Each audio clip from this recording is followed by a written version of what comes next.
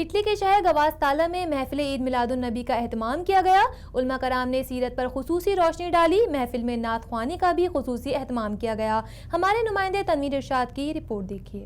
عید میلاد النبی صلی اللہ علیہ وآلہ وسلم کے سلسلے میں النور اسلامک سینٹر نے گواستالا ریجو ایمیلیا میں محفل عید میلاد النبی صلی اللہ علیہ وآلہ وسلم کا اہتمام کیا۔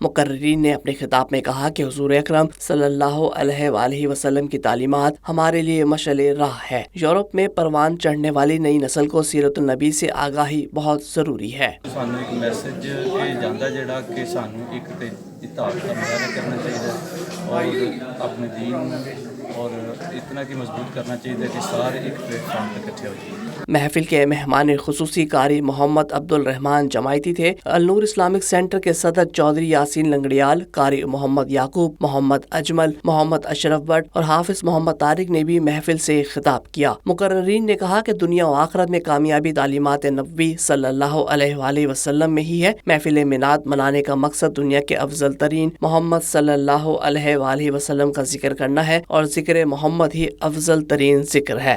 بہت پرنور پرکیف اس دیار غیر میں اللہ تبارک و تعالیٰ نے ہمارے بھائیوں کو یہ توفیق بخشی کہ ایسا عظیم الشان پروگرام کا انعقاد کیا، اس محفل پاک سجائی کہ دل باغ باغ ہو گیا۔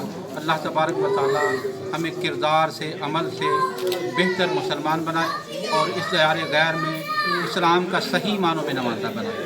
جناب حضرت سیدنا ابو بکر صدیق رضی اللہ تعالیٰ عنہ آپ فرماتے ہیں کہ جس نے میرے آقا کریم علیہ السلام کے میلاد منانے میں 1 درہم خرچ کیا، کل بروز قیامت وہ میرے ساتھ ایسے ہوگا جیسے یہ دونوں انگلیاں برابر ہوگا۔ محفل کے آخر میں پاکستان کی سلامتی اور استحکام اور کشمیریوں کے لیے خصوصی دعا کی گئی۔ شرکائے محفل کے لیے لنگر کا بھی اہتمام کیا گیا۔